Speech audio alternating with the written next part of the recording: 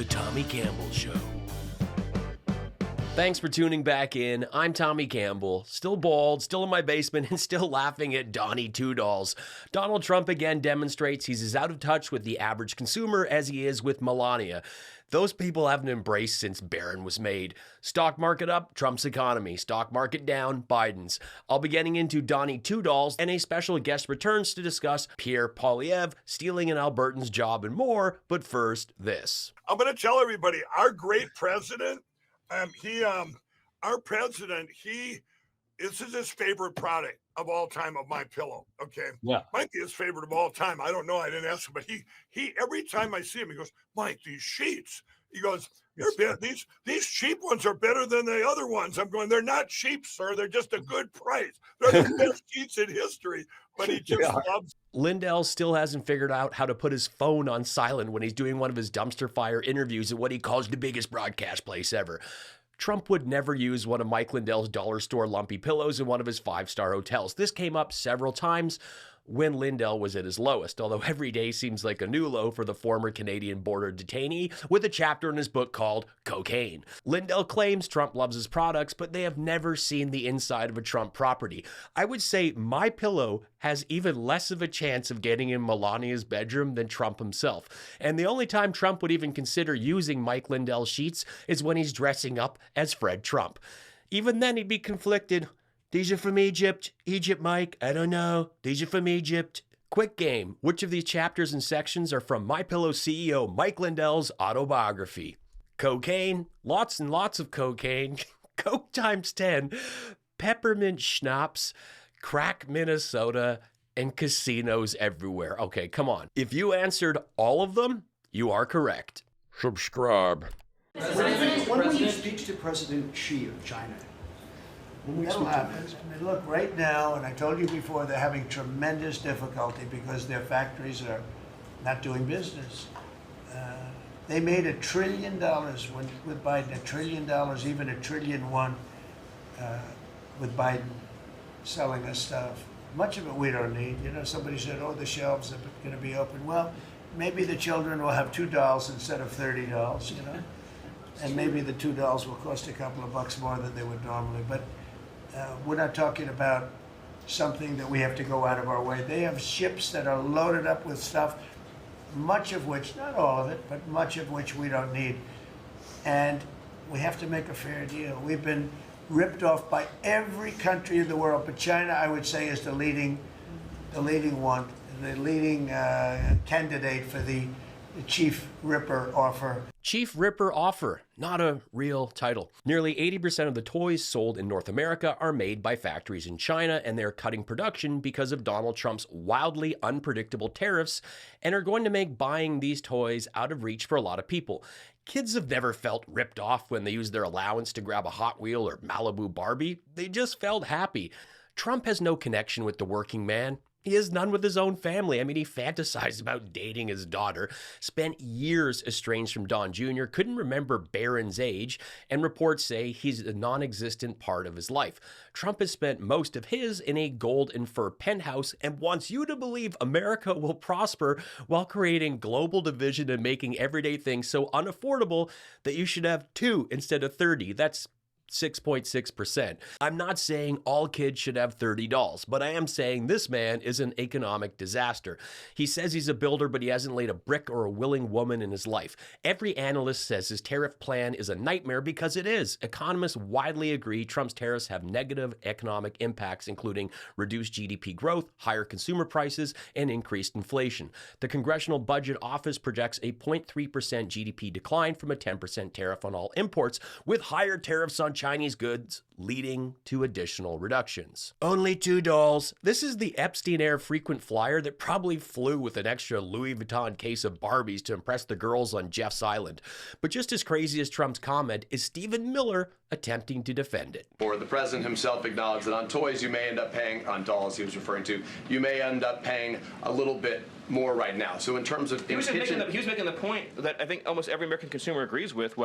If they had a choice between and I'm a parent of young children. You had a choice between a doll from China that might have, say, lead paint in it, that is not as well constructed as a doll made in America that has a higher environmental and regulatory standard and that is made to a higher degree of quality. And those two products are both on Amazon, that yes, you probably would be willing to pay more for a better made American product, but here's the key point.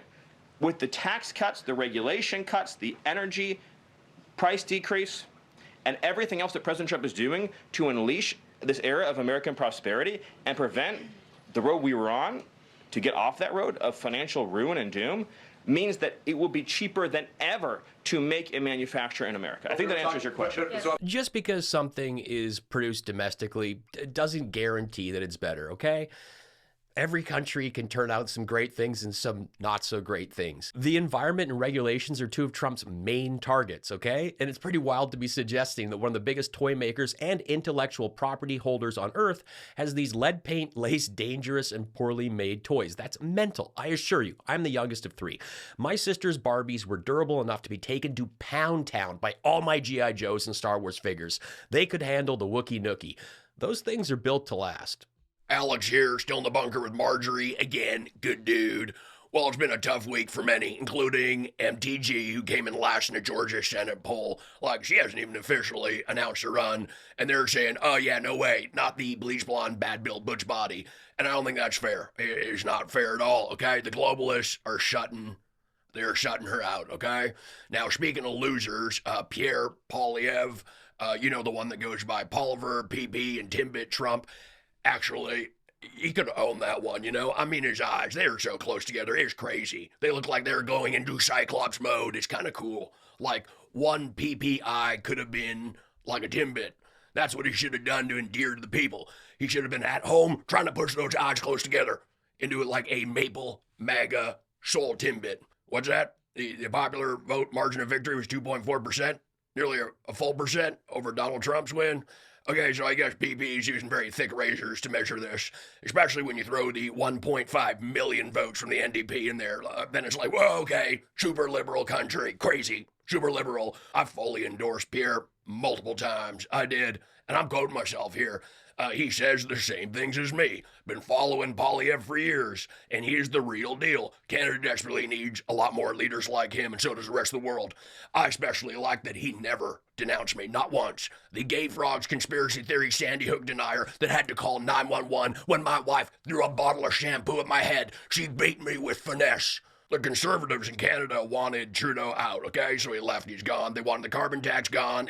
It's gone, it's over, okay? Then they wanted an election, and they got one, and they didn't like the results. But now Pierre has a plan, and I like it. It's good. Maybe my Georgia gremlin.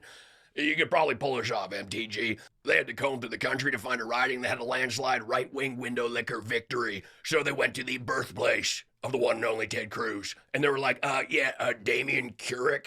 I know you were just elected with 82%, and you've had this job since 2019, but PP needs a fake gig, or he can't be the leader of the opposition and live in his official free residence at Stornoway, unless he's an MP. So you're going to have to sit this one out, DK. And yes, he will not even live in the province. This is wild. See, there you go. He's back on social media announcing it right now. Gonna have a by-election first riding. I'm against all things by, but this one works, okay? I'm all for it. He's been silent up till now. He has. I mean, I guess it's super exhausting, pretend to be tough and cosplay as a working man. So he's been having some downtime, and he'll continue that until the election in the safe riding. Now, speaking of safe riding, Marjorie got a little e-scooter. She's been zooming around. She bought it before the tariffs kick in, and make everyone super rich and prosperous. And she's been taking joy rides all through the bunker, and I told her, I want to ride the scooter too, MTG, but if you're going to share the Segway, I need you to prioritize safety, and I'm not talking helmets. You can let that rotten cantaloupe with a blonde wig do whatever you like, but I need to be sure that you keep those mortadella meat stumps you call feet securely covered at all time. I can't have so much as a quarter inch of that skin that looks like someone took a hammer to a can of dollar store spam, and it started busting out of the tin like some pink ooze. We are talking a mismatched set of Bobby Brainworm toes, ankles that look like they were Joe Pesci at the end of Casino, and soles that have more blisters than Don Jr.'s junk after Dr. Ronnie Jackson's latest round of not space lasers. You keep your great value frozen pizza addicted Klingon skin away from the e-scooter, because what is the rule, MTG? The socks stay on. The socks stay on. And she's gonna do it. Mom, I love you. I'm gonna do it for you, Mom. And she goes, and she lives, and she gets it. And, Mom, I'm gonna do it, Mom. Can't tell. I got nothing. That's President Chump's agenda. That's President Chump's agenda. Secretary Wright, thank you for your patience. I got us started a little bumpy, but I'm so glad you were in focus today. Thank you for your time. President Chump, perfect. Thank you. Losers, like this channel that's losing, still in mom's basement, I see. Yeah, your mom's basement. She likes to keep me close by. MAGA tears. You are a gullible idiot. You watch too much CBC.